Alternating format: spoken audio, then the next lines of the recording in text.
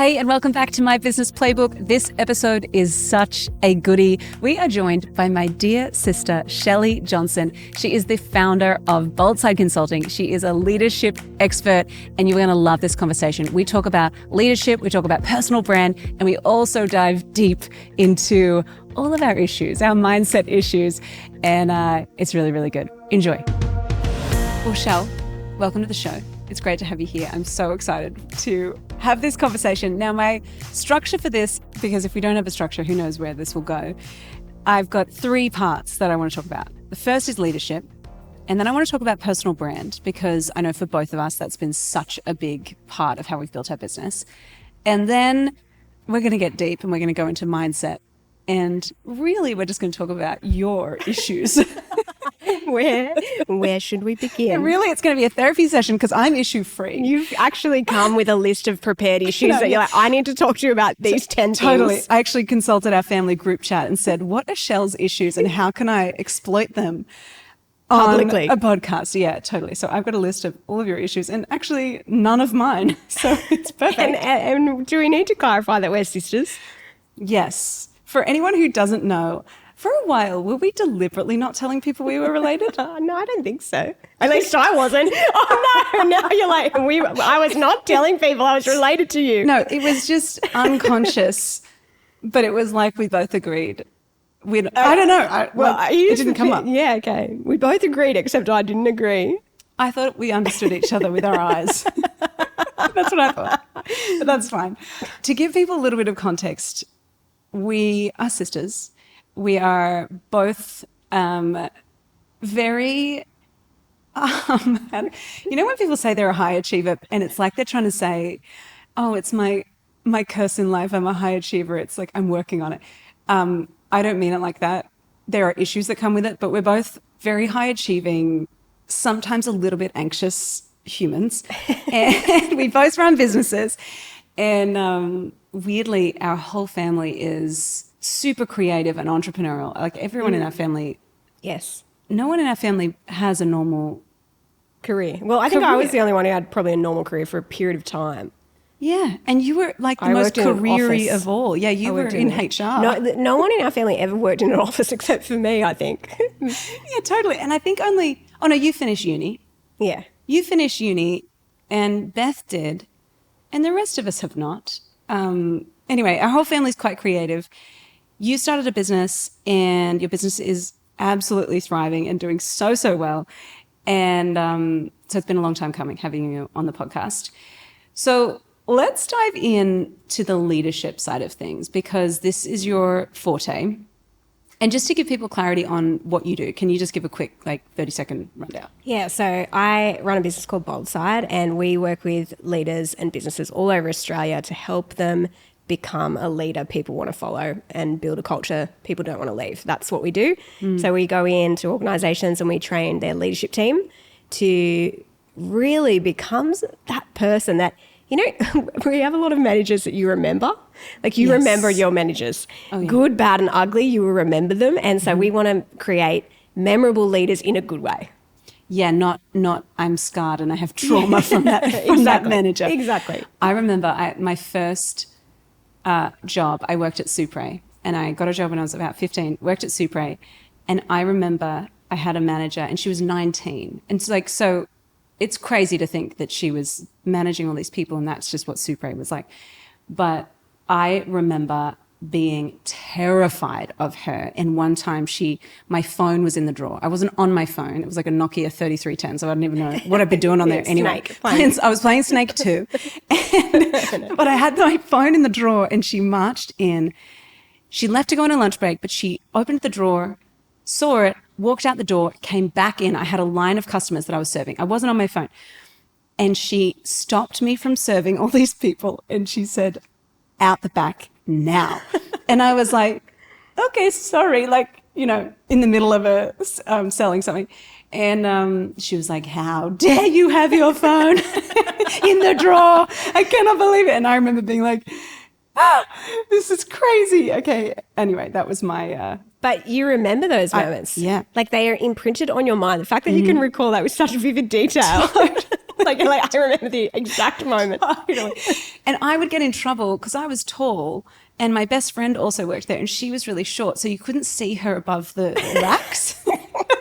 So she'd be running around causing a ruckus, and I'd be laughing, and I would always get caught because they could actually see me.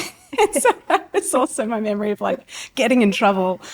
Anyway, but I totally know what the idea of being memorable for the right reasons. We've all had a manager that wasn't amazing, and maybe they just didn't have the tools to be good at what they were trying to do. Yeah, there's a couple of reasons I think we see managers who struggle. One thing is exactly what you said, that we don't have the practical tools. So most managers, and if you have managed anyone, you'll relate to this. It's like you get thrown in the deep end, sink or swim. And just like when you're on board a new employee, so let's say you're hiring a new employee, there is an onboarding process. Let's take you through this first 6 months. We're going to onboard you. We're going to upskill you in all of our culture, business processes, systems. There is no onboarding process for a leader. And that's part of the problem. It's like we expect if you are an engineer and you get promoted to a manager of an engineer, we assume, well, because you did that job, you will be great at managing a team of engineers, where what we know in reality is a very different story. And one thing that I tell leaders that we work with, any leader, whatever industry you're in, you need to see the progression to leadership as a career change, not as a promotion. Because if I go into a leadership role, which is fundamentally different to me being an engineer, and I just think, well, I have all the technical skills, so I should be able to lead all the people. No, that's where we start to see managers really struggle. So it's the sink or swim thing is really problematic. That's why we come in and help businesses with the tools. The other thing we have to have is we need practical tools, but anyone in a management role, in a leadership position, has to do the self-reflection and deep work to understand. And Rowan, our good friend Rowan Dredge, he says, what is it like to be on the other side of me?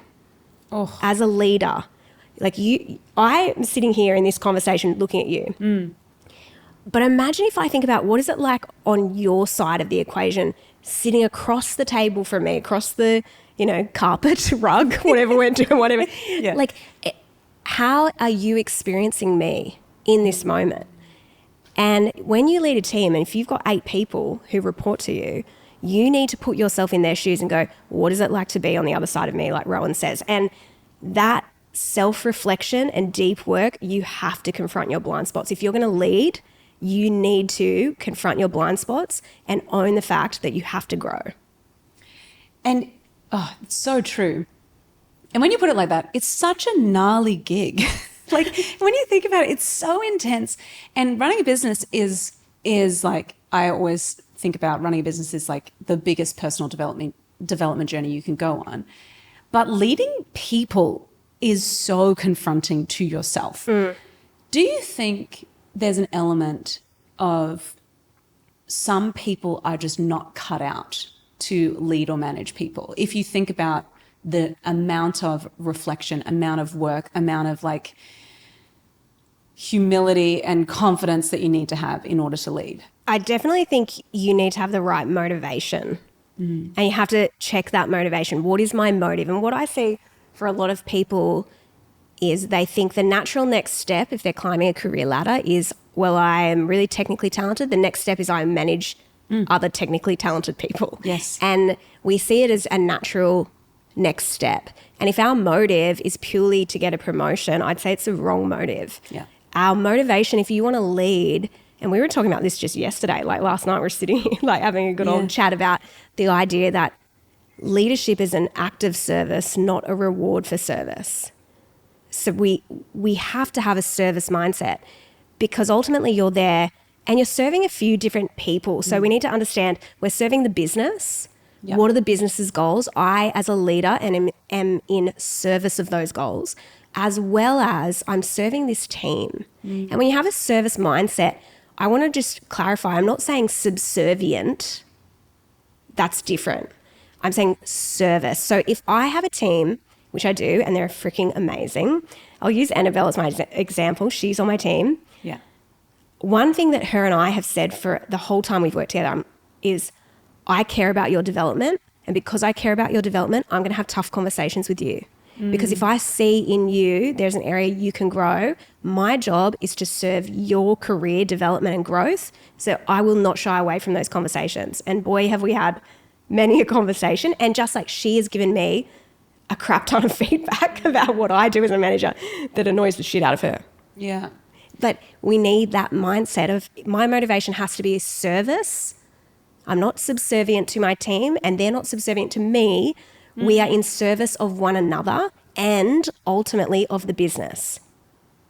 That's so, so good. And I like that distinction too, because I think it is easy to go into, and we've talked about this, that for me, as like our business has grown, one of the constraints has been, okay, we need to hire people. And that has been outside of my skill set, and I've had to really work on, how do I lead people? I'm good at leading my clients, but leading a team and helping them to unlock what they need and helping them to find their purpose within what we're doing as a business has been such a big shift. And that whole thing of service, it's such a balance, because I think I have gone the other end of the spectrum where I have been like, oh, whatever you want to do, I'm just like thankful that you're even here and you want to be on our team. And so the vibe that I was giving was really like, oh, I'm just like a creative person who's happy to just be here and happy that you want to be part of it. And we've had to really change that. I've had to change. No, I'm helping them to fulfill something that they want to fulfill, and I'm helping them to be part of something that actually helps them to feel purpose and feel driven and feel fulfilled in their work, which is so, so important for people.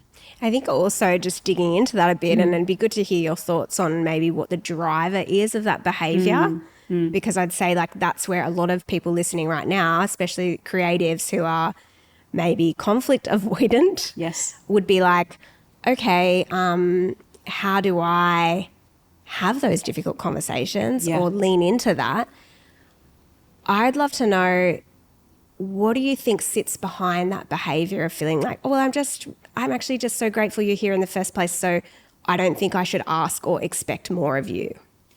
Yeah, it's so interesting, because I think about my business's evolution. We ran a marketing agency and I had team in the marketing agency, and then we really changed our whole business direction. We doubled down on a personal brand, and so it's all under my name now. And so it's definitely a team effort, but the brand, the public-facing brand, is Laura Higgins. And so when we shifted, it was like 2.0 version of my business. And so we hired people in this version of the business, and the way we've done it has been entirely different to how we did it in the past. And so we started everyone on a contractor basis, because I was like, I'd been burned before. I had Dan Martell said to me the other day in an interview, he was like, you have emotional shrapnel. And I was like, I totally do, from like this weird, hard experience with team. So I think I was really gun shy and really like, I don't want to be the overbearing person who expects too much of people. But then the flip side is, I think it's Chris Williamson who says that unsaid expectations lead to something. I can't remember the phrase. It was unsaid expectations lead to resentments, essentially. And I've definitely found that if I'm not clear on my expectations, it leads to resentment from me. So I have now really, and I don't know if this is a long-winded way to answer the question, I've had to really work on, okay, people want to work with me to build this thing, and people want to be in my orbit, and that's amazing. And that's been like a bit of a thing recently, where I've looked around and I'm like, we have some incredible people working with us. How amazing is that? And rather than, I think in the past I might have had imposter syndrome of like, when are they going to figure out that I've got no idea what I'm doing? Now I feel like, no, we're doing something pretty cool, and I can see why they want to be a part of it. But now my headspace is, how can I help them to realize their dreams within our business. And that's the thing that I'm like really wanting to focus in on now is, okay, how can I help Nate, our video guy, do like the badass thing that he really wants to do? And is there a way that we can support him with that? So I don't know if that answers your question. I think 1.0 version of me was imposter syndrome, didn't know how to communicate expectations, didn't know if it was fair for me to even ask for what I really expected and needed. 2.0 version of me has been like, okay, we have to do X, Y, Z to keep the business alive. And if I don't keep the business alive, your job is no longer. So we have to keep the business alive. Yeah. So this is the expectation in order to achieve that goal. But it's not about my goal. It's about the business's goal.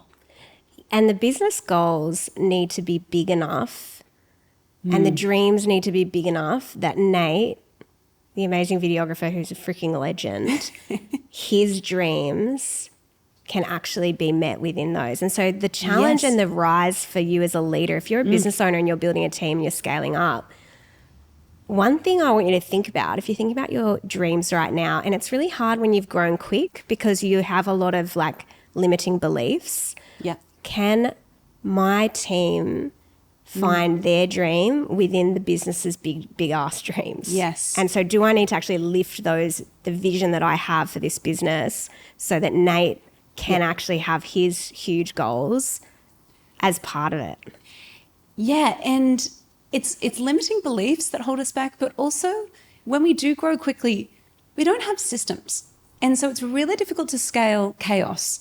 And I think a lot of the time we're trying to scale chaos and it's like confusing, stressful, and growth like that feels really painful. And so I think I've had this realization recently, and I've shared it a little bit with our audience, but for a long time, my big goal was I just want to hit 7 figures a year in our coaching business.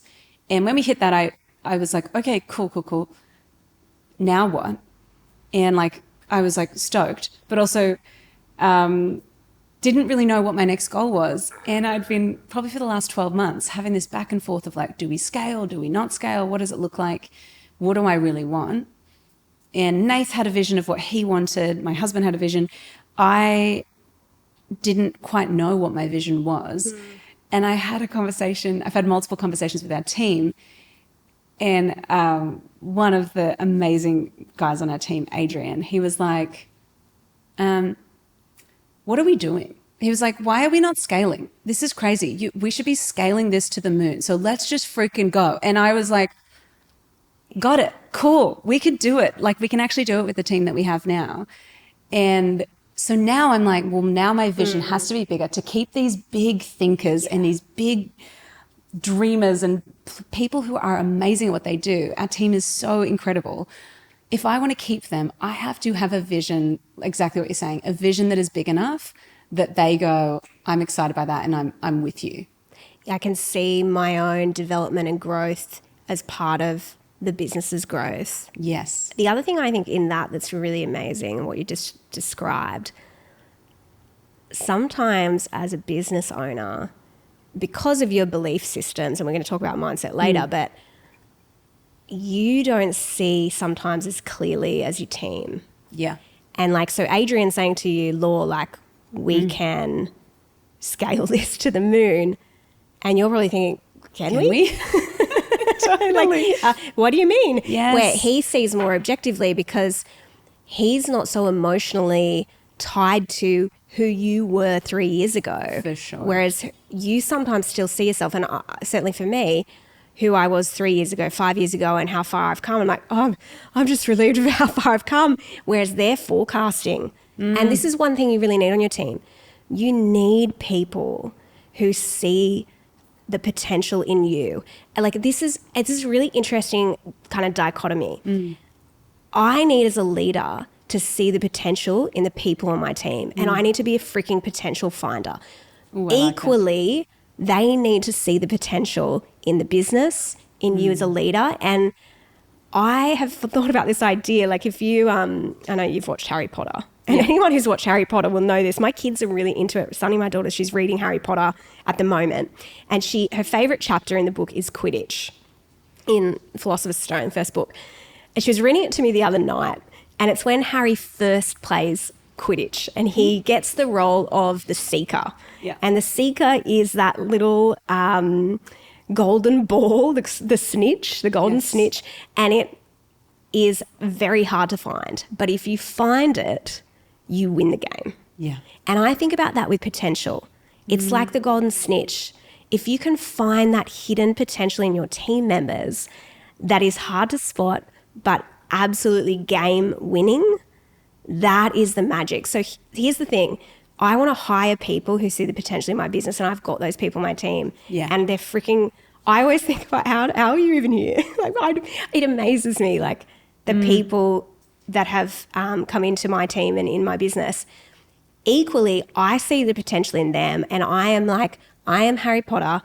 I'm finding the golden snitch in you, the thing in you that if we unlock that, that's the magic. Yes. And if you do that as a leader, you're the leader people remember. You're the leader that they look at that point in their career and they're like, that was the defining moment that changed my whole trajectory.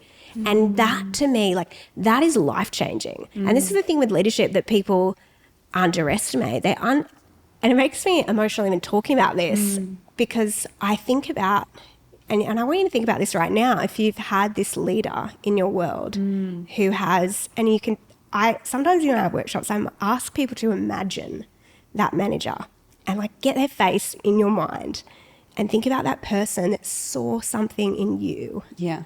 And unlocked that potential in you. And we can all think of those people. It might not have been a manager. It might have just been someone that you came across in your career. But when you see those people, it's not just changing your work experience. It changes the course of your whole life. It has ripple impacts to your family, to your personal life, to your mental health. That person, I can think of my manager who was that for me. And she saw something in me as a 24-year-old with no idea what they were doing. She said, I think you can be a HR manager. Yeah. And I was like, got into that job. I'm like, there's no way I can do this job. She saw the potential in me. She was that person that was like finding the golden snitch. And I will never forget the impact she's had. She was the person I would say who had the most impact on my whole career. And so if you can do that for someone, that is such a gift. It is game winning. And those people, when you do that for them, they will do freaking anything for you and your business. And that is what I want leaders to find. And that's why I think this role of a leader is so fundamentally important and underrated, and we do not invest enough into it. And that's why when we have bad leaders, people's well-being, their mental health, all those things are so drastically impacted. And that's why I personally care about this so much, because as you can tell by all the emotions, it's so important. Oh, it's so good, Cheryl. And I think I've been thinking a bit about this. I love the potential finder thing. I wrote that down. That's so good. I've been thinking a bit about this idea of borrowing belief. And there have been plenty of people in my business journey who have been like you say, oh, Laura, you could do that. Or you could speak on stage, or you could run a coaching business, or you could do this. And their certainty in you helps you to go from shaky and like insecure and really unsure to confident enough to give it a go. And I think there have been so many people where I've borrowed their belief in me, and they've seen something in me that I haven't seen in myself, or I've not known how to bring it forth. Maybe maybe there's been a bit of a dream of something that I'd love to do, but someone being like, I see that for you. There's so much power in that. And I feel like even from a business perspective, if you don't have a quote unquote manager, because you're the boss, you're it kind of thing, you have to find people in your world who can be that for you, who are further along than you and can go, hey, here, borrow my belief, borrow my certainty until you have it yourself. And I think there is something so powerful about us finding those people who call us up and see something in us. I think that calling us up is a really good call out. You know, when you're a kid and you'd be doing whatever dodgy activity you were doing. I remember when you get a leg up where someone would put their hands under your feet so you could climb over a really high fence. That's what I see as like those people giving you the potential, borrowing their belief. They're actually giving you that leg up that without them, you're not getting over that fence. Yes. You're actually not getting over it Yeah. without those people in your world. And I think this is where when people think they can do stuff alone without the input and external input of others, like people like you, Law, that are coaching people, they're giving them that leg up. I don't know what the word for it is. Do you remember what it was? There was like where you'd put your hands like that and you'd actually lift them up. What was it called? It was called something. No, I don't know what it's called, but I can picture it.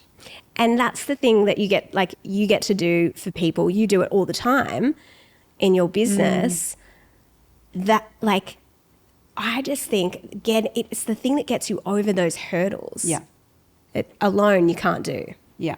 I really feel like now in business, and I'm curious what you think about in the workplace, but I definitely feel in business with AI and everything being fast, easy, noisy, and not as real, I feel like we're going to see more and more the power of community. And I think we're going to see that as in-person stuff. I think we're going to see more and more people craving that connection.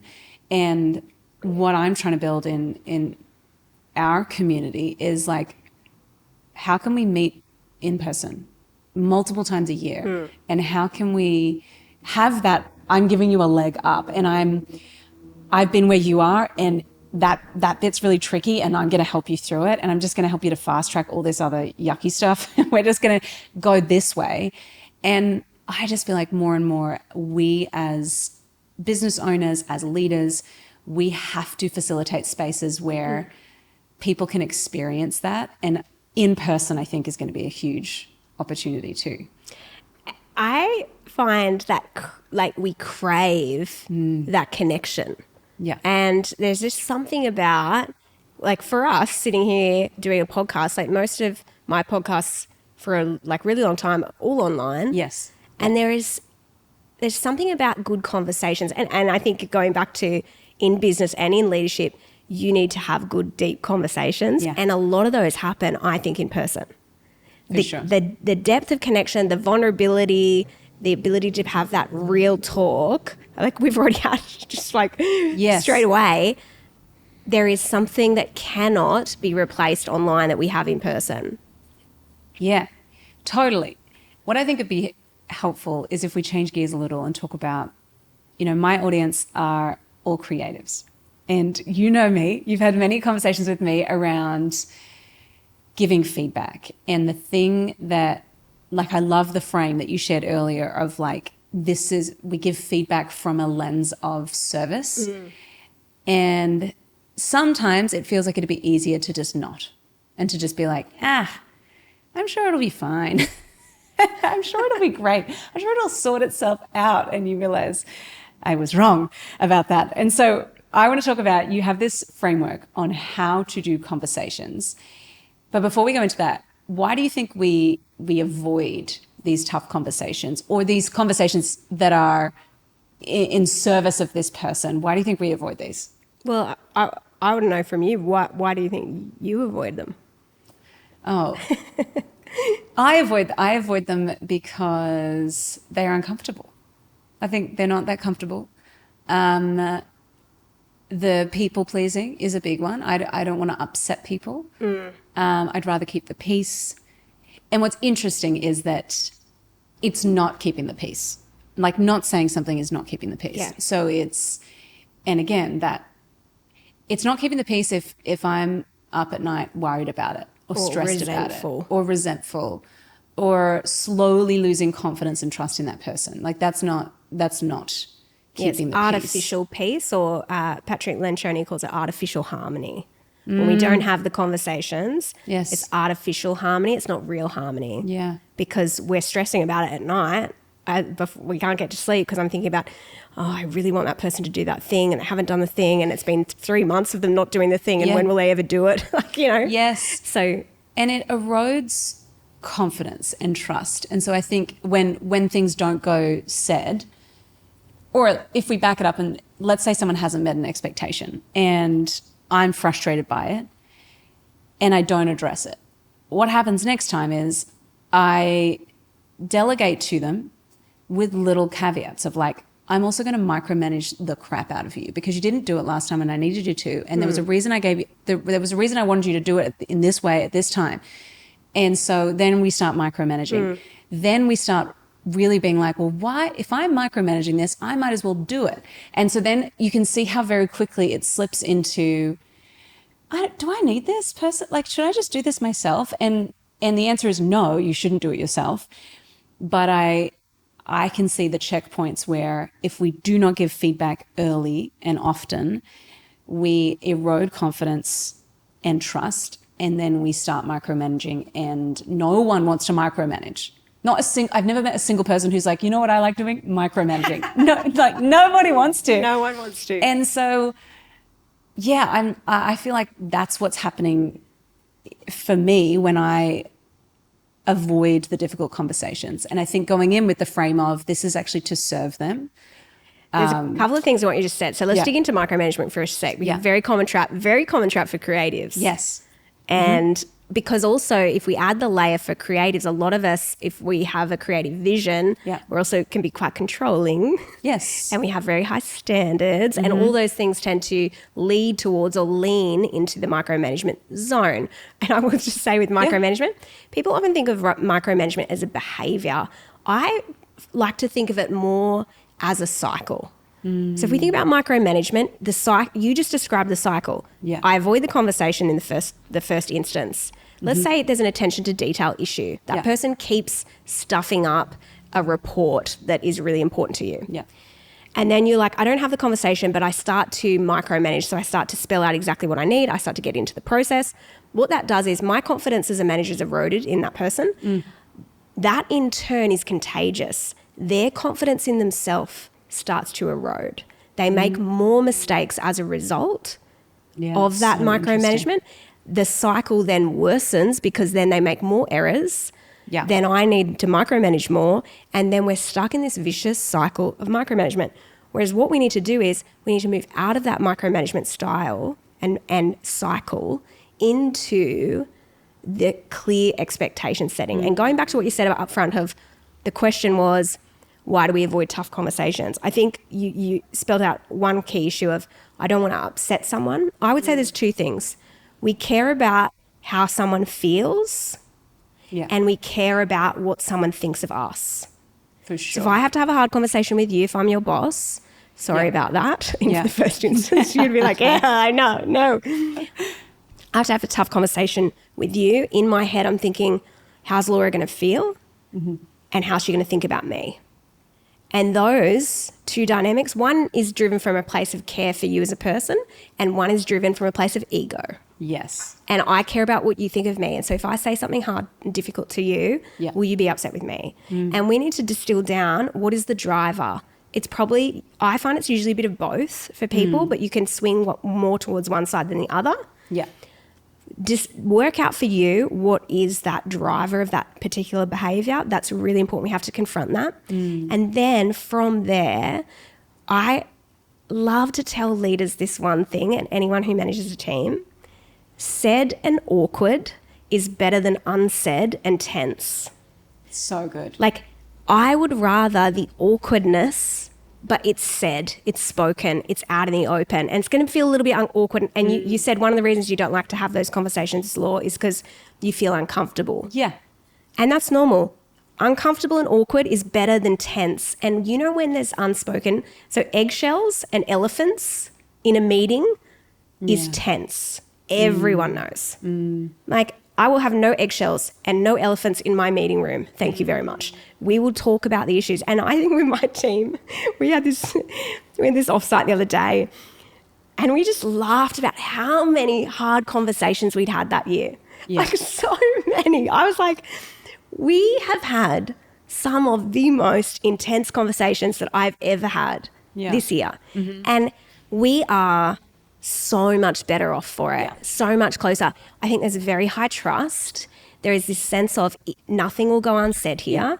And we just lean in. And one thing I do when I onboard people, and I would suggest this for anyone if you have to hire someone, in that first meeting, I'm like, hey, welcome to the team. So glad you're here. Here's what you're going to get from me. First of all, I care about your development. So I'm going to tell you if there's anything that you're doing really well, you're going to hear about it. And if there's anything that you need to improve in, you're going to hear about it from me straight away. Like, buckle up. This is going to be the biggest growth curve for both of us. Yeah. And when I set that expectation up front, the cool thing is it's like an accountability hook. Because as soon as I see it, I've already told them from the very first day, you're going to get this from me. If I see a thing that I'm like, don't like that wasn't good enough, that wasn't to standard, I'm like, I've told them. Yeah. So I now need to do what I said I would do and follow through. And I'm like, hey, this wasn't up to standard. Yeah. I'm curious too how working remote, it plays into this, because all of a sudden you go, oh, okay, I've got it's not like you're in the office and I'm going to tap you on the shoulder and say, hey, can we just talk about that thing? Because it's not as in the moment. And we have to really orchestrate, okay, I'm going to give you some feedback now. How do you see that playing out? Do you see the conversations happening in a different way between those who work in person versus those who work remote? I think we overinflate the complexity of it. Yeah. I think we over-engineer it. Yeah. And I sometimes think that remote can be helpful, because one thing I find is unhelpful is when a manager comes and they go, knock, knock, knock, we need to have a quick chat. And the person on the other end's like, I'm going to get fired today. Like the quick chat is never quick, and it always ends in tears. Yeah. Like, it's just, that to me is... So in some ways, remote has this cool thing because you actually have to go through a proper process. And I would say the proper process looks like this. If I have an issue on my team, I always use attention to detail because it's really common. Yeah. A team member stuffed up communication to a client, let's say. And if they were in an office, I might just lean over and be like, we need to talk about that right now. Yeah. But actually that may not be the best way for them to receive feedback. That's my style. I like to address things in the moment. Like, I do not like to wait.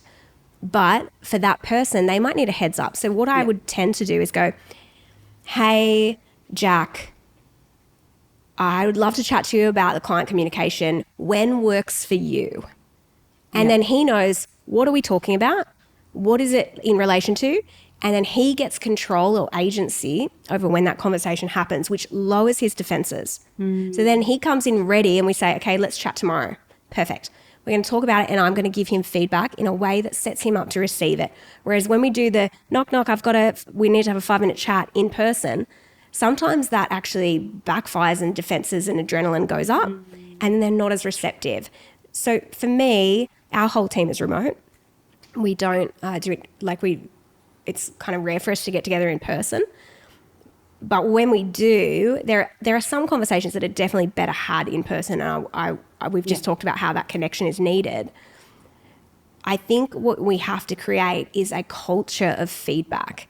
And so we kind of set this culture of, hey, we have a culture of feedback here. That means sometimes it might be over the phone, sometimes it might be on Zoom, sometimes it might be in person. But either way, and in our business we call it fast feedback, we have a fast feedback culture. Within 48 hours, we're going to deliver that feedback. And setting a timer, having this sense of I'm going to move fast on this is really important, because timeliness is one of the things, and I see managers do this all the time, especially people pleasers. If they miss the moment, they're like, oh, it's 2 weeks ago now. Well, it's too late. And it's actually an excuse. Yeah. So set yourself that timeline and go, it doesn't matter if it's remote, over the phone, in person, I'm going to commit to giving feedback in this team. Now, I want to get a little bit tactical here, because you have a framework for how people deliver feedback. So can we walk through that? Yeah. So we see this as a continuum. Yeah. And on the one end, and this is how people typically give feedback. Now, I want you to think about it in your work setting, because how people do it in their family tends to be different. Yeah. Just think about you at work. And this continuum, and I'm holding up my hands, on one end of the spectrum is soul crushing, where people are really, really brutal in how they deliver feedback. Now, you can think of someone who's like this in your world. So one person, they might be soul crushing, and this is when feedback feels like a personal attack. Yeah. It's probably not in their intention, but it can feel very personal when it's delivered. Yep. Then on the other end of the spectrum, at the very other end, is sugarcoating. And sugarcoating is when the intention towards the person is quite kind, but they water it right down. And so the message is so diluted that the person has no idea what you're talking about. Yeah. So we've got soul crushing on one end, sugarcoating on the other. And in the middle, this is where we want to be. Yeah. It's straight talk. And I will put a little like asterisk, straight talk in kindness. Yeah. But people think that if I'm direct, that means I'm unkind. I'm like, no, we can be direct. Yeah. And if we're coming at it with the intent, and I love to communicate my intent towards someone when I'm giving feedback. Hey, Law, my intention for you is that you grow here. And it means that we have to have this difficult conversation, because if we don't address this thing, it is going to stop you from growing. So are you happy for us to have this conversation? And you're like, yes, because I understand the intention. And that permission then enables me to be as direct as possible. And so I go in and I say to you, I need to be really clear. This is the expectation. Here's where we're at. This is the impact of that behavior. And we need to change. So let's talk about how we change this. And I invite you in to that conversation. So straight talk is the goal. But what happens is people lean towards one side or the other. And if we take you and I, for an example, like you can tell people, where would you lean on that spectrum? Oh, sugarcoating. Sugarcoating. And then where would I lean? Would definitely lean to the soul crushing. Soul crushing. Yeah. And I got feedback from one of my amazing team members really early in my career. Annabelle and I, we've worked together for like 7 years. She probably thinks it's been like a lifetime. And she told me, gave me feedback that she's like, you're very, very abrupt and blunt in how you communicate. And I had to take that on. That's been a journey for me to work out, how do I make sure when I'm giving feedback that people feel seen, heard and valued? Yeah. Because what it can feel like is, because I'm so direct, it can feel like a personal attack. Yeah. And I've had to temper my style. And just like a sugar coater, and if you identify as that, if you like to water the message down so it's very, very vague because you try to make it more palatable, I just want you to know what that feels like for the other person. And this is really interesting. We ran this with a group the other day, and I asked them to rank themselves on that continuum. So they ranked themselves, and they had a lot of sugar coaters in the room. And I said, okay, cool. Let's put yourself in the position when you've gotten feedback that's been sugar coated. How did you feel? They said this really interesting thing. They said, I actually lost trust in that manager. Wow. So what we think we're doing when we're sugarcoating is we're actually making it more palatable. We're making it easier. What we're actually doing is they don't trust us because they get the sense that we're withholding. And truth telling is trust building. We need to remember that. So straight talk, when it feels, for a sugar coater, it's going to feel very direct. Yeah. You need to step into that space though. Be clear. Yeah. For the soul crushing person, I want you to know what the group talked about is when it's soul crushing, I feel unsafe.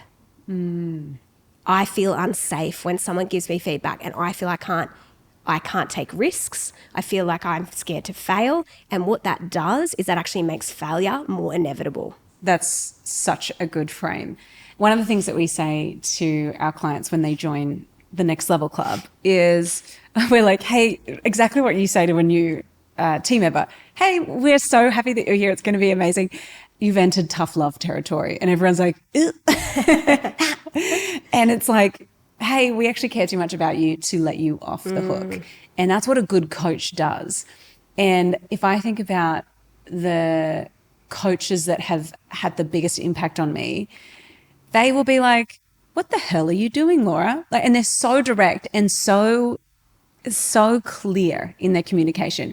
And so it's really interesting that for some reason, even though we love receiving feedback not in the obnoxious aggression way, we don't love that, but when it's clear and it's easy to understand and it's specific, like we love receiving feedback that way. I think everyone just wants clarity. But it's so interesting that we sugarcoat because we don't want to hurt their feelings, but then we lose their trust and we don't even deliver the message anyway. And you don't get the change behavior. Whereas you're more likely to get the change behavior with soul crushing. For sure. Which is interesting to me. I think what you've just described there, though, the reason you lean into feedback like that is because a couple of things. You trust that person Yes. and you know they care about you. So when they're like, true. Laura, what the hell are you doing? Yes. They're calling you up. They're calling you to rise. Yeah. Because they know you've got more in you than this and you're playing a small game. And when you feel that intention, they can be as direct as, but you know behind that is the intention for you to grow, for you to improve. And that's where straight talk's really important. It's like, I need to communicate my intent. Hey, there's more in you. You need to step up. This thing you're doing is holding you back. Yeah. So clear. That's really great. Okay. We've talked leadership. I want to move into personal brand. I know for both of us, building a personal brand has really skyrocketed our businesses. One thing I want to know for you, Shell, I know that you don't necessarily go under. On Instagram, you are Bold Side Consulting. On LinkedIn, you're Shelley Johnson. I want to know, what were the big barriers for you when you started? What were the big barriers of putting content out there and actually, quote unquote, being a thought leader? Yeah, lots of barriers. What ones do you want to focus on? I think the fear of putting yourself out there, and I guess it all boils down to fear of what other people think for me, which has been a massive thing. And I've had to work really hard and still am working really hard in this space. And for me, my main thing, I find it easy. It's really interesting. We talk about the distinction between the personal brand and the business brand. So on Instagram, I care a lot less about it because it's under the business name. And so I feel less attachment to it. My personal brand on LinkedIn, where I post friggin' every day, pretty much, I find that, and I've described it this way, of like, when you consistently put yourself out there, it's just freaking relentless. And it feels like every day, like showing up online in some capacity and putting a concept or a thought out there and just going, does this help? Is this worth it? You guys like this? Like, does anyone even care? Like, I don't know.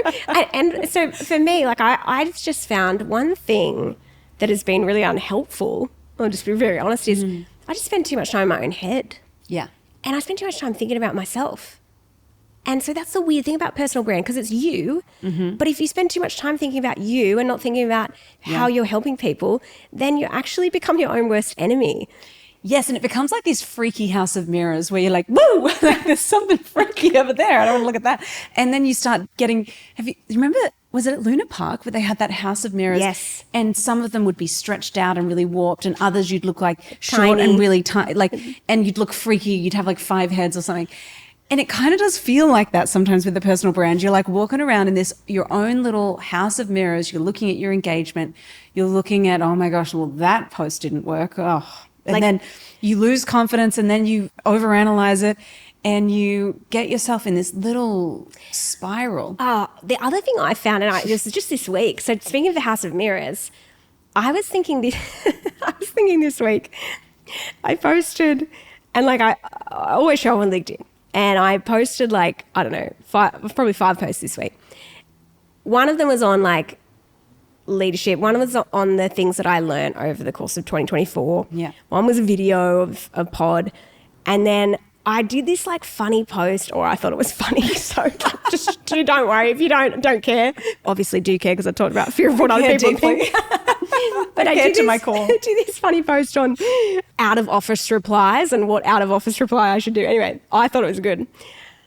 But I thought, is this okay?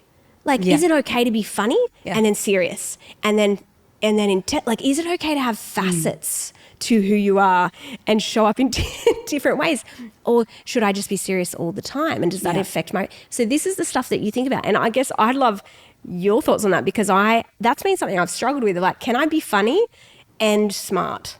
For sure.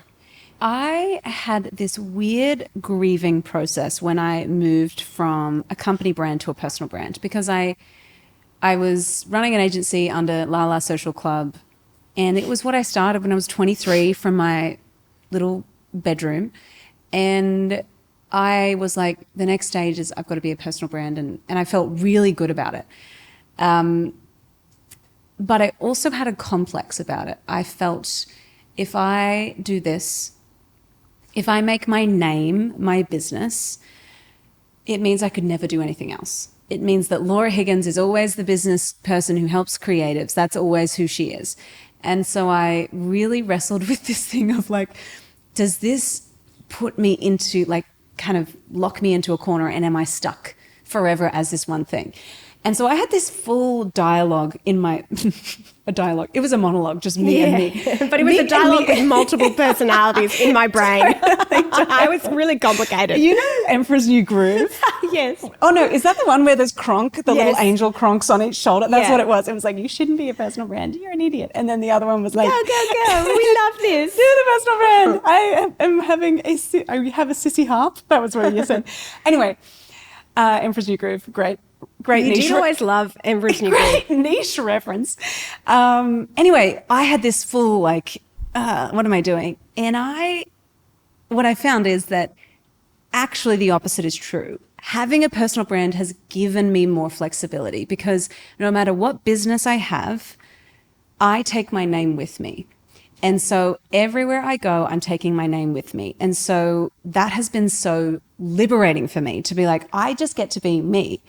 Then you have to work through, how do I feel if I am me and people don't like it? So you have to work through that.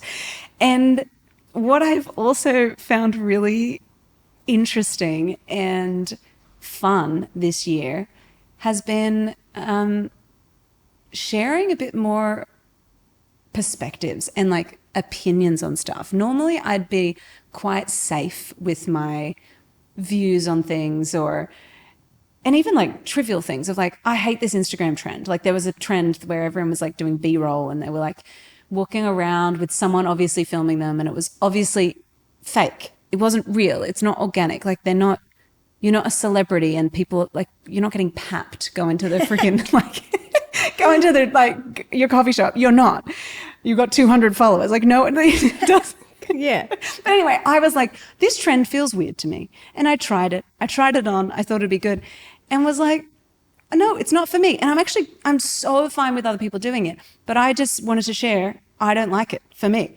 And the amount of people that were like, thank you for saying this thing, because I have felt it in my core, but I haven't known how to say it. It's things like that. It doesn't have to be big, deep, political or whatever. It doesn't have to be that stuff. But I think in the little moments when we can show ourselves and be like, here's my weird perspective on this, people lean into that and they love it when you're just like sharing your funny, weird perspectives, and a little bit spicy and contrarian sometimes. I think the other thing of just digging into what you said there before of like going from Lala, your business brand, to Laura Higgins, your personal brand. I think it's easier to, and this is very obvious, right? But I'm just going with it. It's easy to disconnect your identity from the business versus your identity is your personal brand. Yeah. And so when people don't like what you put out there, you have to confront, what is that, if they don't like this, if they don't like what I'm saying. And I remember this one particular thing I put out there on LinkedIn, got heaps and heaps of negative responses. So many. It was absolutely brutal. It really rattled me. Yeah. So brutal. It was, I actually like really, I was so thrown off. And I thought, and Erica, who lots of your audience will know, Erica Kramer, who is one of your really good friends. Yeah. She said to me after that, Shell, like, what happened versus what are you making it mean? Yes. And what I was making it mean is all the negative comments from like all these weirdos. Yeah. I was making that mean I'm not good enough. I don't have a right to say anything. My opinion is not valid. My perspective is flawed. I was making it mean all this stuff. I'm like, what it actually could mean is that it's okay to have different perspectives. Yeah. It's like actually okay for those people to disagree with me. it's so fine. I disagree with people all the time. I'm quite a disagreeable person. So like, it is okay to disagree. That doesn't have to have an impact on my sense of self-worth. However, if you find yourself in the position of consistently seeing that as a reflection on your self-worth, it's a really dangerous road to be on, because if your value and worth, and you and I have talked about this, worthiness is connected to what a bunch of randoms think of you, you are in the most scary place. Totally. I've been thinking a lot about this, the trouble with the internet. The internet is an amazing place, but the trouble with the internet is that our brains and our bodies do not differentiate between a random person on the internet who I do not know, who's commented on an ad saying, "You're an idiot." that person versus you, my sister, saying, "You're an idiot." Like, those are two very different things.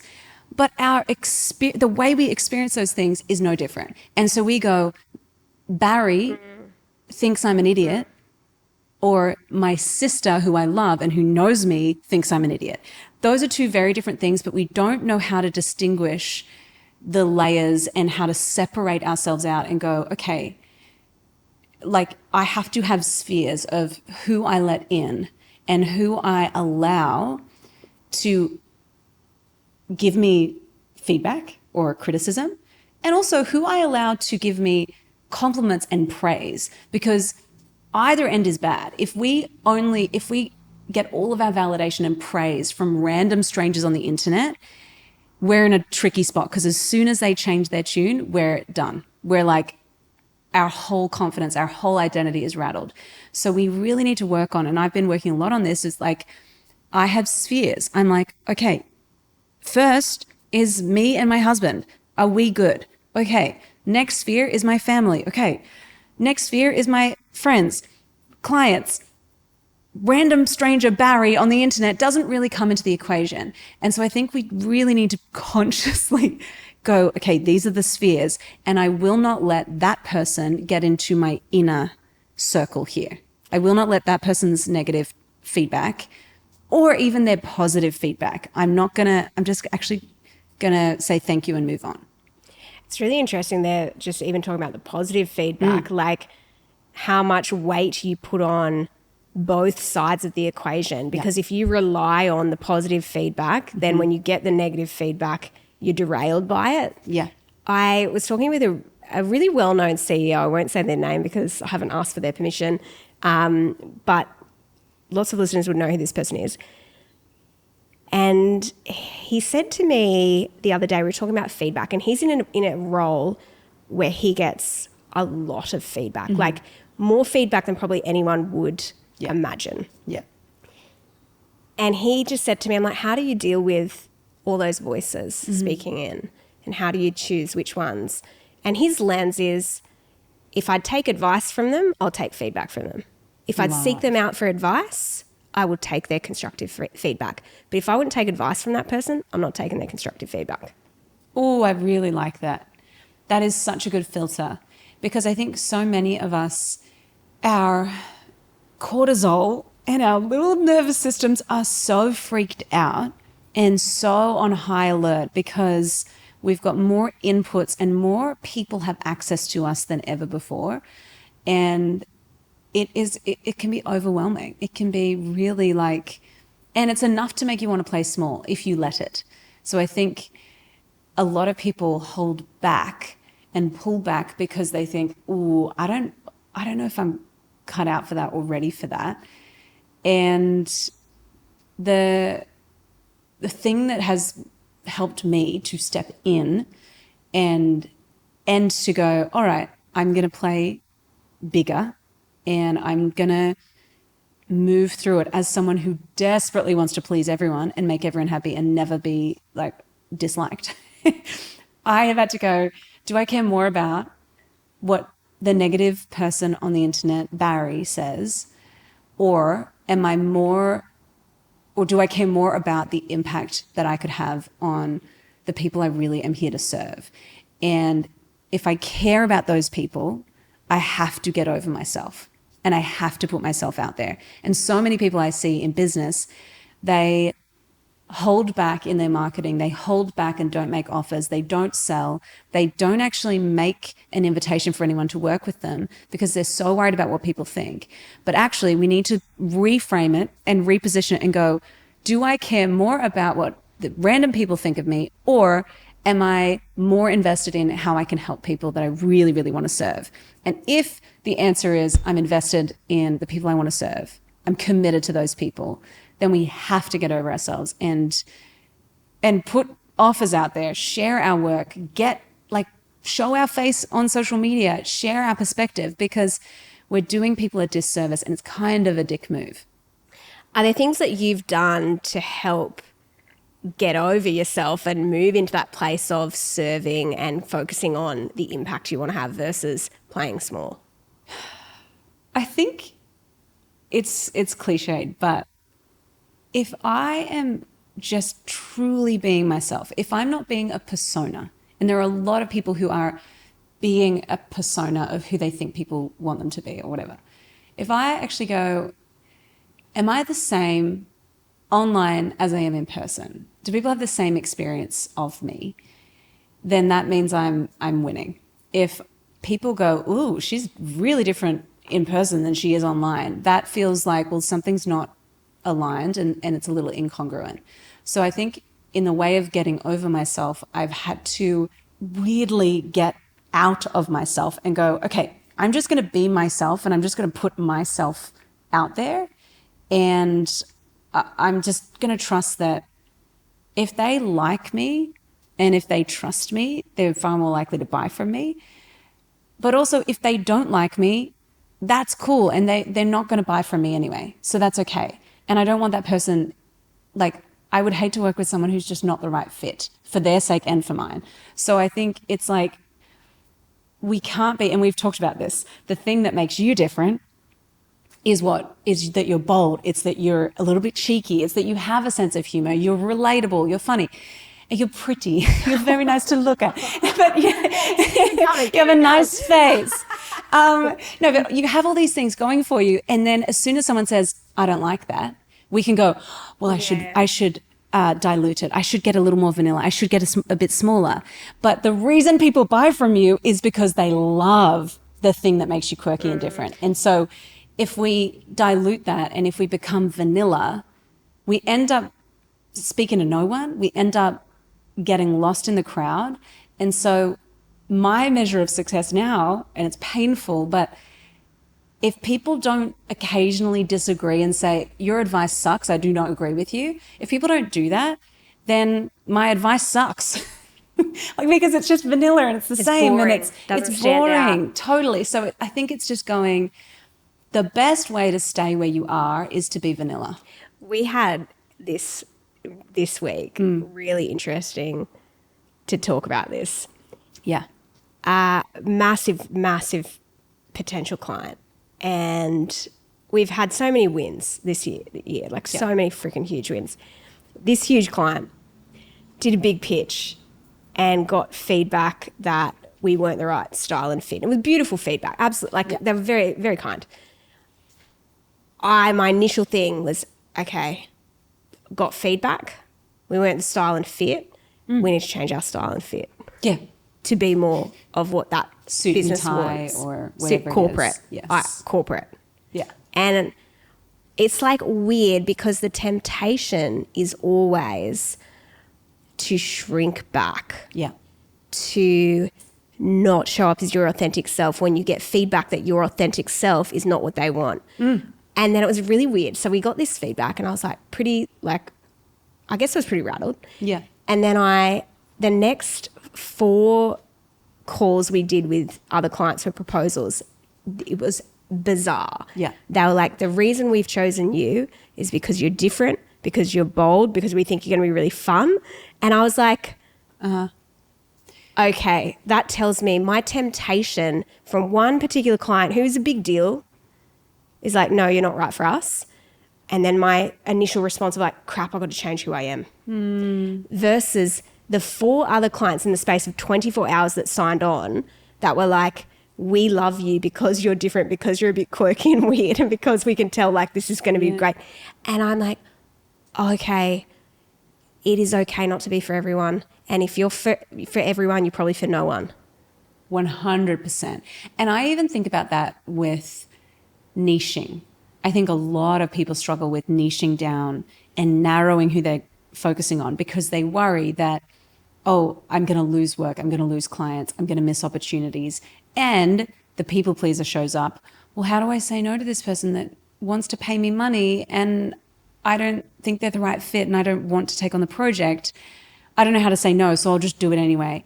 And so people don't narrow their niche. But what we have found time and time again is that when you go narrow and when you serve a really specific audience and you are like kind of the cheerleader for that audience, or I don't want to say the hero for that audience because that's not our vibe, but it's like when you become the advocate for that audience, they start listening, their ears prick up and they're like, I like you because you specialize in this. And so what we think is going to hold us back and limit us and lose us opportunities is actually the thing that is going to propel us forward and give us more credibility, more options, and ability to serve a smaller subset of people and in a way more effective way. I think about Kate Reed, the founder of Loon. Yeah. And her story when she started Loon and was told by a very like successful person in the hospitality space who like lots of people would know that you can't just do croissants. You just can't. Mm-hmm.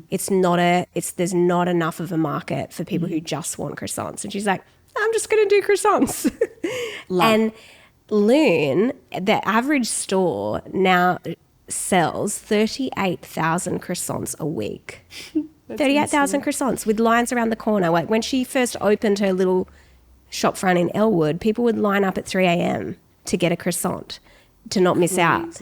And you think about that of going, sometimes the voices and good voices, which is interesting because that person is a very switched on person, probably someone you would go, I would take advice from them. Yeah. But there's this thing sometimes in us, and I think it's like, sometimes it goes back to, I would say, your purpose, that sense of purpose of going, who am I and what do I want to do in the world? Like what is and that's where I think you find when you start to talk about your purpose, you get moved, you get that feeling of like, you must take action.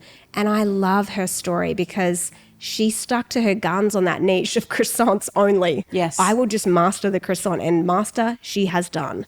And glorious croissant. Thank you, Kate Reed, because now we have this incredible business that is the example, I think, of what a niche can be. You do something exceptionally well. New York Times voted Loon the best croissant in the world. Crazy. You can niche down and you can be, we will do this the best in the world, better than anyone. We'll just do this one thing. Oh, that's so, so true. And it's like when you go to a restaurant, and I call it the confused cuisine.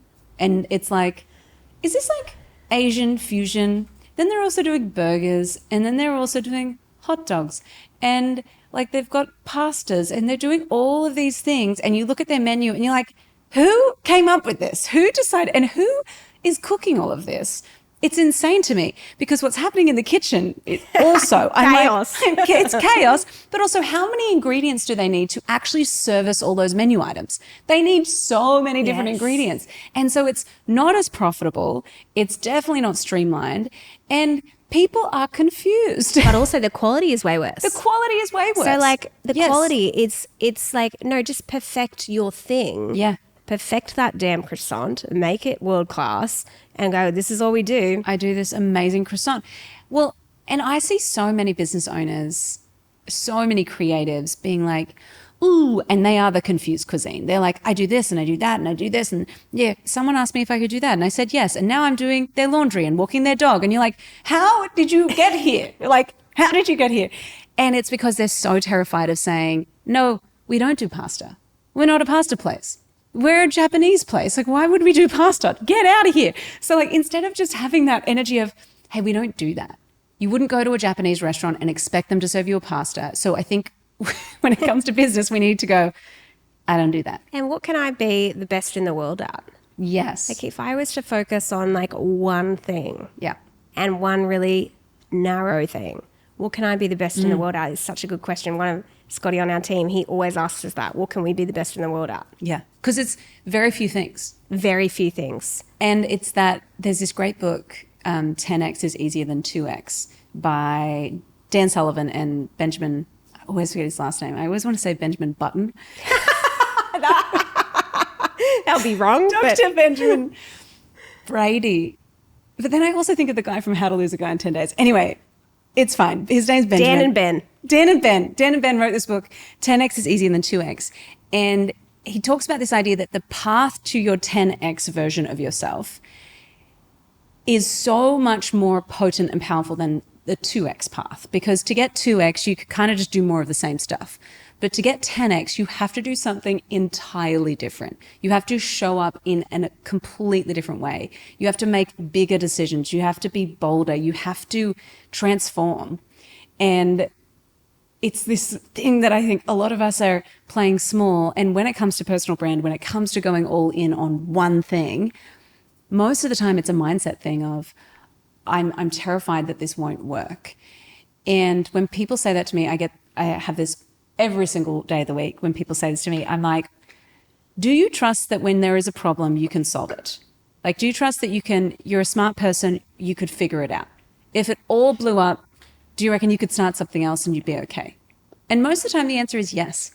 We can solve most problems. And going back to the people problems, most of the time, most people problems can be solved with a conversation, right? It's like, okay, this has gotten weird. If we hop on the phone, it's going to be so much better. And so let's just do that. I think we forget that we actually have the ability to solve problems, and we try to borrow problems that don't exist yet and create problems that don't even exist yet and solve for them when we are not even there yet. It's like, that's a 7-figure problem. You're a 6-figure business. Don't even worry about that yet. Just keep moving. Can we talk about the mindset stuff? What are some of the mindset hurdles that you have to overcome that you would see even at that maybe the 6-figure and that 7-figure level where you go, these are the mindset challenges you should expect and you need to have in your corner the person to do the leg up. I think it's called boost. I think it's a boost. Oh, I really it's a like boost. that. But like how do you get that leg up over that mindset hurdle? I think there are 3 big if we think about revenue, I think there are 3 big phases that I have noticed, particularly in creative and small business. 10K a month is like the first big thing. Like if I want to hit 6 figures in my creative business, hitting 10K is like proof of concept. Okay, cool. People need what I'm selling.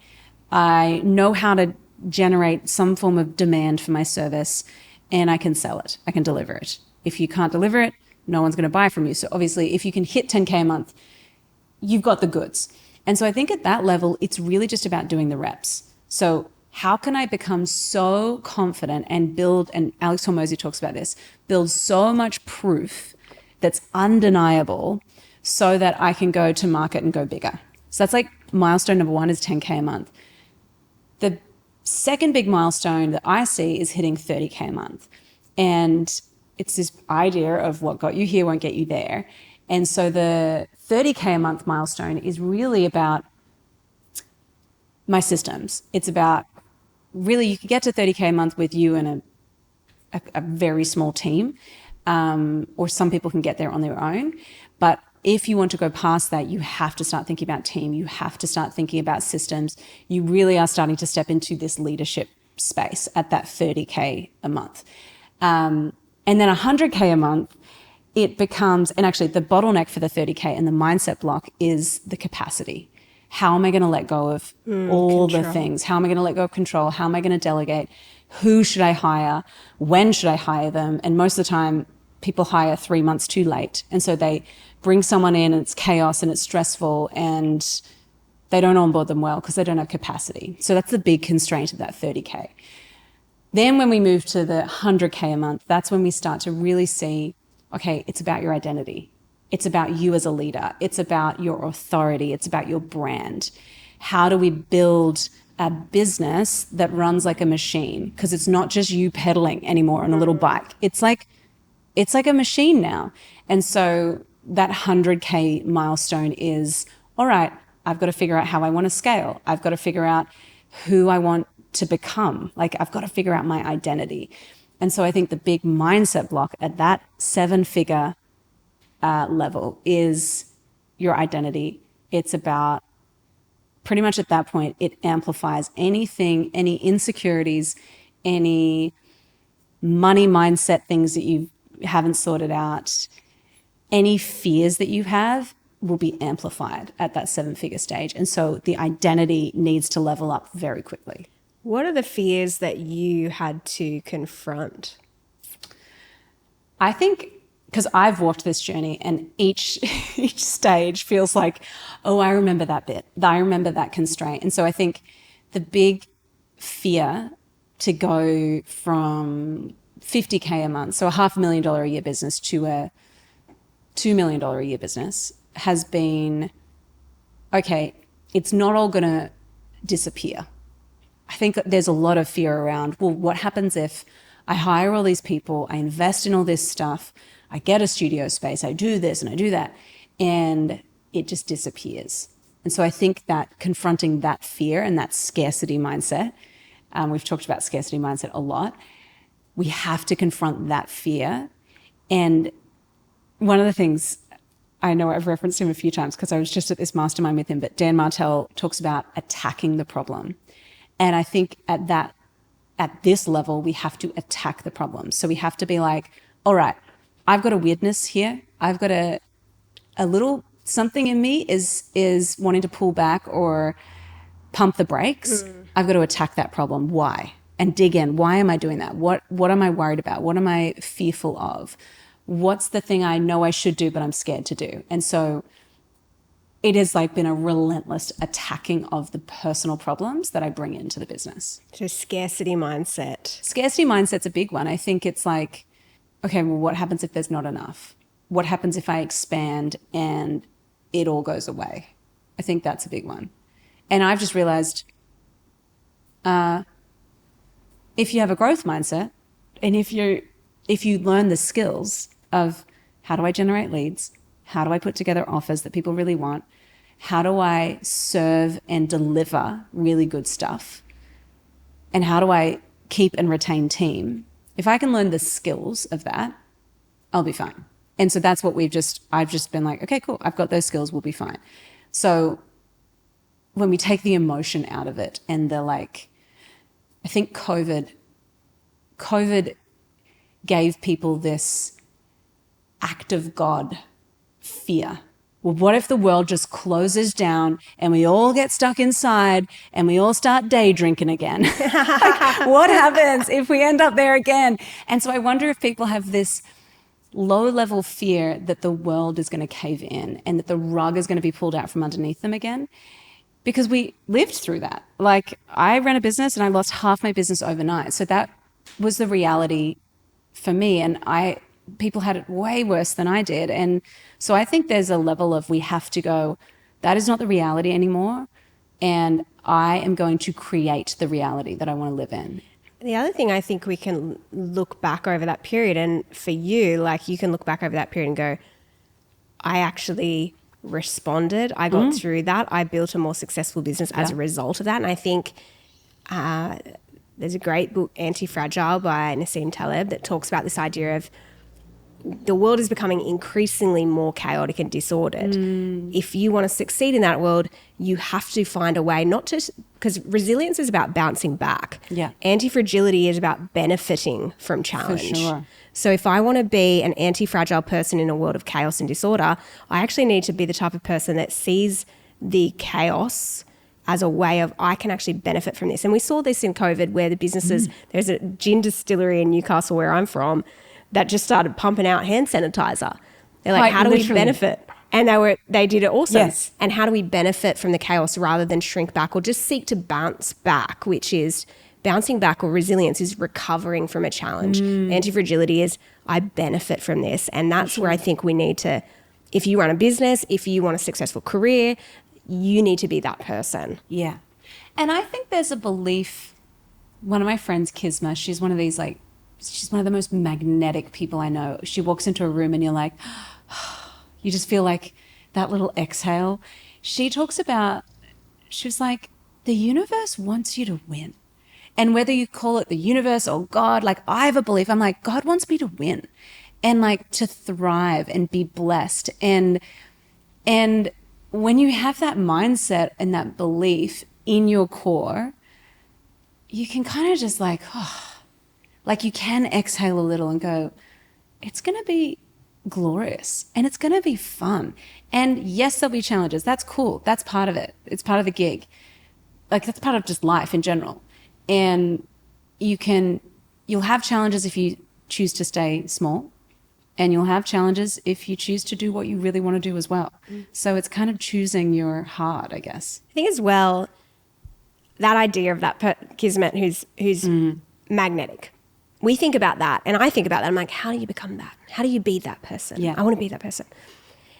I think the way you can become that is you have to confront the belief systems that are unhelpful, that aren't serving you in order to create new belief systems. And this is the painful part of mindset, because if you want to work your way through this to go, okay, I want to be that magnetic person.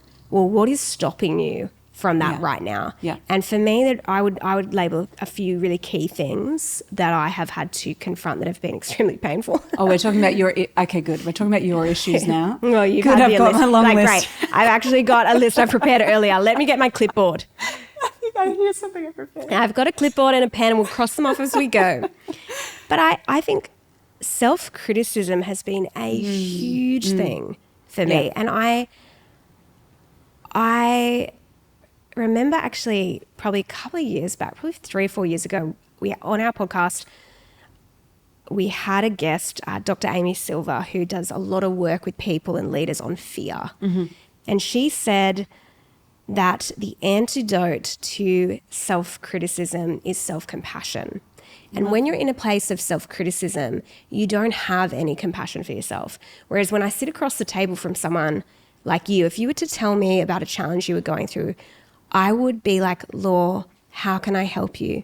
Law, you've got this. You can do this. I believe in you. That's how I would feel, because I would know all that to be true. Whereas when we're facing a challenge in and of ourselves, we're like, why did I do this? How did I get here? I'm not good enough. I can't achieve this. I will fail. All the negative stuff that we would never say to someone sitting across from us, but the stuff that we say to ourselves, if we wrote it down on a list, we would be terrified of that list. Because we're like, how harsh are we to ourselves, about ourselves? And that to me is a really common thread and theme. And I like to look for the threads. Like, what are the themes? And they're recurring, and there's a couple of them. That's one. We've already talked about scarcity mindset. That would be one for me. So like self-criticism, the level of pressure, and I would connect it to the level of pressure you put yourself under to succeed. Instead of it being about driving towards a goal, it's about avoiding an outcome. I'm so self-critical because I want to avoid not being liked, not being approved of, not adding value, all these things. That is I think, a mindset challenge that a lot of driven people will have. It's playing to not lose rather than playing to win. And it's also interesting because sometimes I think the reason we self-criticize, this has certainly been the case for me, sometimes the reason I am critical of myself is because I think that's how I get better. And I think there's a difference between self-reflection and self-criticism. And I think that difference is really profound. And if you are self-reflective and you're like, okay, cool, here's what I'd tweak. You're not harsh with yourself. You're not soul-crushing. You're straight talking. I can do that better. I can improve. It's quite future-focused. When you're in a self-critical mindset, it's very past-focused. It's like super harsh. It goes into the soul-crushing mode. We talked about personal attack. And that, to me, is it can be sustainable in a short period of time to live under the weight of that. Long term is going to have a huge energy toll on you and your ability. Yeah. And I know that for myself, it's been something I've been really having to confront over the last 12 months. Yeah. And I think if you want to succeed in anything in business, there comes this point of going, that pattern of thinking is not tenable.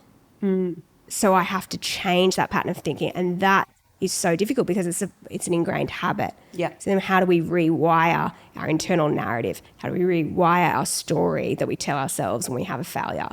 And I think what's so interesting, Cheryl, has been that as we've both been on this business journey, many of our conversations end up with like, so what like emotional junk are you working through right now?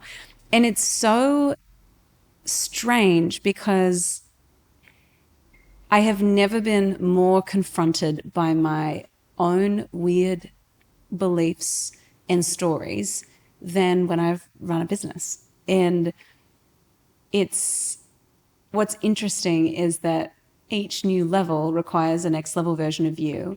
And it's almost like, you know, when your iPhone or your MacBook wants to do an upgrade and it's like, hey, do you want to upgrade now? And you go, nope. It's really bad time for me to do this. I don't have any storage. And then it's like the next time you open up your thing, hey, do you want to upgrade now? And it's like, nope, I don't want to do it. And I think so many of us are operating from that place of there's this little notification that comes up and says, hey, do you want to upgrade this thing? This thing's an issue. We've got some bug fixes. We need to do it. And we've like made some upgrades and there's some new features that you desperately need. And it's like so many of us are just clicking, no, I don't want to, I'll do it later. I'll sort it out later. When if we confront the thing and if we actually do the upgrade that's required, it can be painful and it can take time and it can be confronting and difficult. But the best things are on the other side of that upgrade. And we cannot if we want to live a really big life, I mean, if we want to have a really big impact, it starts with us figuring our own stuff out. I love that analogy so much of the upgrade because recently my phone just completely carked it, and it's a new phone, and it was because I just kept putting off that upgrade, and then it had the performance of the whole phone started to friggin' disintegrate, and I was thinking about it like the longer you put that stuff off, the longer you keep disregarding, the worse your performance becomes, the harder the upgrade is. And then when eventually I did it, it took 20 hours was the timeline. It was like stupid. Obviously it's my own idiocy for like ignoring it for forever and having to sort all my storage out. That was also part of it. But I think it's the same for us. The longer you avoid those upgrades when they're like at the right time, the bigger the change and the more painful it is. Now, I want to land this plane. Land the plane. Well, I want to land this plane. So I thought we'd end with some rapid fire questions. When you think about running and scaling your business, what has been the most unexpected part for you? Oh, there's been so many unexpected parts. Rapid fire. Okay. The surprising part for me has been the people we've attracted to work on the team. I look at them and I'm like, I think that the people on my team are absolutely world-class and friggin' genius level people. And I'm like, how do you work here? Like, and that's like, again, it probably comes to limiting beliefs of myself, but that has been absolutely amazing and surprising to me. And that's the joy that I've had in the last probably 12 months. Yeah, I love that. I think for me, the unexpected part has been the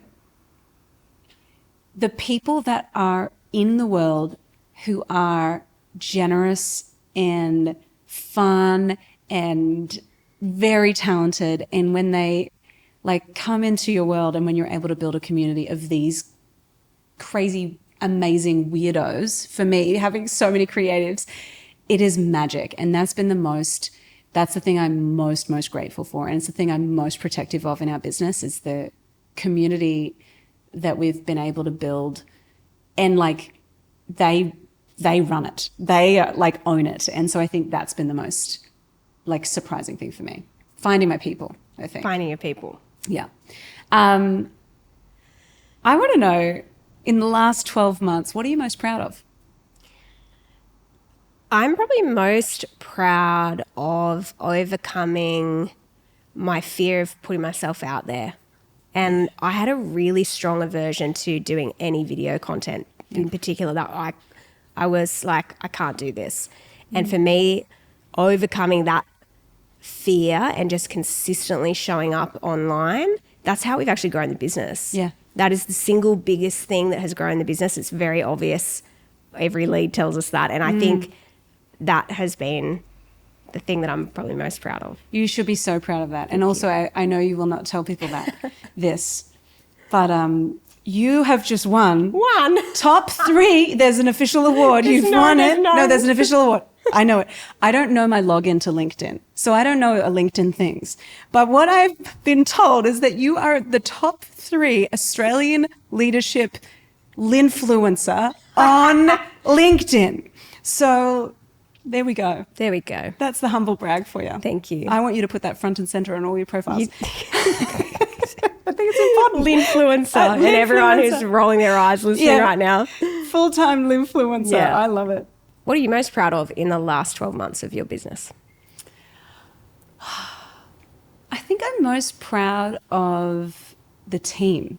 I think that's been the biggest win for me. I feel so, and we talked about this earlier, like just so stoked that amazing people are on the journey with us and we get to do it together. We traveled to New York and did an event in New York, and two of my team members flew there, and one of them, she just decided on her own to just come and just hang out. And it was just like so much fun. We laughed so much. It was so silly, so fun. So I think that's what I'm most proud of. Final question. If someone here could borrow or steal a belief that you have, that you think people need to catch, what would that belief be? I think the belief would be your biggest challenge right now is your biggest opportunity. And if you can confront that challenge with the lens of, this is my opportunity for growth, this is actually the area that I can step into and have the greatest impact, that would be the belief that I would have. If someone could steal or borrow a belief from you, what would it be? This is a weird one, but the belief would be nobody's really thinking about you. And I mean that in the best way possible. Like, no one is obsessing over it like you are. So you might as well just do what you want to do, and you might as well put yourself out there rather than staying in what if mode. Just do the thing, because people are not overanalyzing you like you are. Well, it's been a pleasure.